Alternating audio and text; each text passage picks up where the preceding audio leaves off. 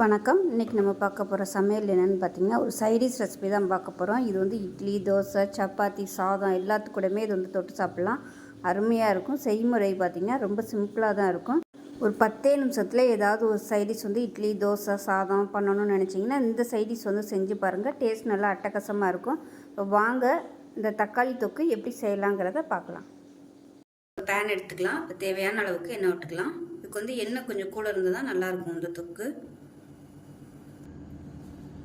எண்ணெய் நல்லா சூடாயிருச்சு. இதில் 1 டீஸ்பூன் கடுகு சேர்த்துக்கலாம்.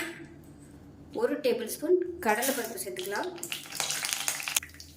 1 டீஸ்பூன் உளுந்து சேர்த்துக்கலாம். இப்போ இதில் கருவேப்பிலை சேர்த்துக்கலாம். இப்போ இது எல்லாமே நல்லா பொரியுது. இதில் மீடியம் சைஸாக ஒரு 2 பெரிய வெங்காயம் பொடியாக கட் பண்ணி வச்சுட்டு அதை சேர்த்துக்கலாம்.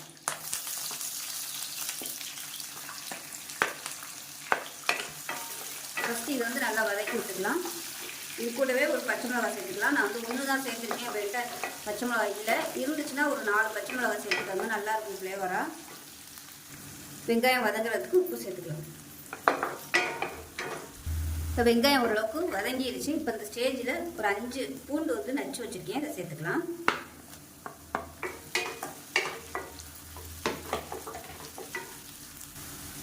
பூண்டு நல்லா வதங்கிடுச்சு. இப்போ வந்து நம்ம தக்காளி சேர்த்துக்கலாம்.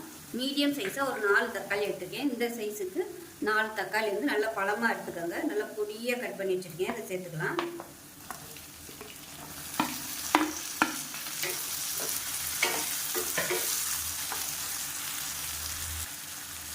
மஞ்சள் தூள் சேர்த்துக்கலாம். அப்போ தான் தக்காளி வந்து சீக்கிரம் வதங்கும். இப்போ இந்த தக்காளிக்கு தேவையான உப்பு சேர்த்துக்கலாம்.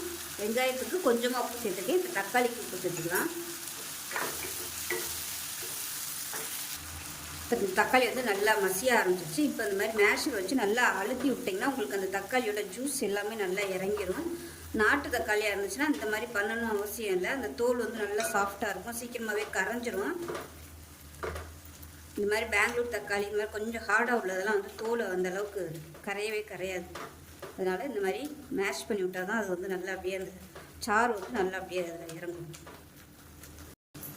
கரண்டி வச்சுருந்திங்கன்னா அந்த மாதிரி அழுத்தி விடுங்க, இல்லைன்னா மத்து வச்சு கூட நீங்கள் இப்படி அழுத்தி விட்டுக்கலாம். இப்போ நல்லா மசிஞ்சிருச்சு வருங்க. நல்லா அப்படியே கிரேவி நல்லா வெளியே வந்துருச்சு. இந்த ஸ்டேஜில் பொடியெல்லாம் சேர்த்துக்கலாம். இப்போ இதில் 1 டேபிள் ஸ்பூன் தனியாத்தூள் சேர்த்துக்கலாம். 2 டேபிள் ஸ்பூன் மிளகாத்தூள் சேர்த்துக்கலாம். 1/2 டேபிள் ஸ்பூன் சீரகத்தூள் சேர்த்துக்கலாம். 1/4 டேபிள் ஸ்பூன் சோம்புத்தூள் சேர்த்துக்கலாம். சோம்புத்தூள் சேர்த்திங்கன்னா நல்ல வாசனையாக இருக்கும். அது நல்லா பரட்டி விட்டுக்கலாம். இப்போ இதில் 1/4 டேபிள் ஸ்பூன் கரம் மசாலா சேர்த்துக்கலாம். இது வந்து ஆப்ஷனல் தான். அந்த ஃப்ளேவர் உங்களுக்கு பிடிக்கும்னா நீங்கள் அதை சேர்த்துக்கோங்க.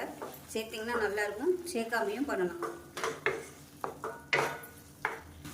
இப்போ தக்காளி மசாலா எல்லாமே நல்லா வதங்கி ஓரமாக எண்ணெய் விட ஆரம்பிச்சிருச்சு. இந்த ஸ்டேஜில் தண்ணி சேர்த்துக்கலாம். நான் வந்து தண்ணி சூடு பண்ணிவிட்டு சேர்த்துருக்கேன். கொஞ்சமாக தண்ணி ஊற்றிக்கோங்க. நல்லா கலந்து விட்டுடலாம். உப்பு கம்மியாக இருக்குது, கொஞ்சமாக உப்பு சேர்த்துக்கலாம்.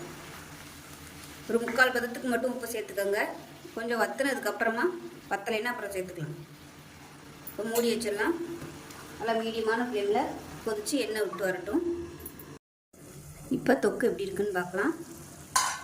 பாருங்கள், ஓரம்னா எண்ணெய் விட்டு சூப்பராக வந்துடுச்சு. இப்போ இந்த ஸ்டேஜில் வந்து நம்ம அமர்த்திடலாம். லாஸ்ட்டாக நல்லா நிறைய ஒரு கைப்பிடி அளவுக்கு கொத்தமல்லி நல்லா நிறைய சேர்த்திங்கன்னா நல்லா வாசனையாக இருக்கும். இந்த அமர்த்திடலாம். சப்பாத்திக்கு சாப்பிட்ற மாதிரி இருந்துச்சுன்னா நீங்கள் இதில் வந்து இனிப்பு சேர்த்துக்கோங்க. அதாவது வெல்லம் சேர்த்திங்கன்னா சூப்பராக இருக்கும். பிடிக்கும்னா சேர்த்துக்கோங்க, இல்லைன்னா விட்டுறலாம். இட்லி, தோசை, சப்பாத்தி எல்லாத்துக்குமே சூப்பராக இருக்கும். அது செஞ்சு பாருங்கள். செஞ்சு பார்த்துட்டு எப்படி வந்துச்சுங்கிறத சொல்லுங்கள். வீடியோ பிடிச்சிச்சுன்னா லைக் பண்ணுங்கள், கமெண்ட் பண்ணுங்கள், சேனலை சப்ஸ்கிரைப் பண்ணுங்கள், பக்கத்தில் பெல் பட்டனையும் ப்ரெஸ் பண்ணுங்கள். நன்றி.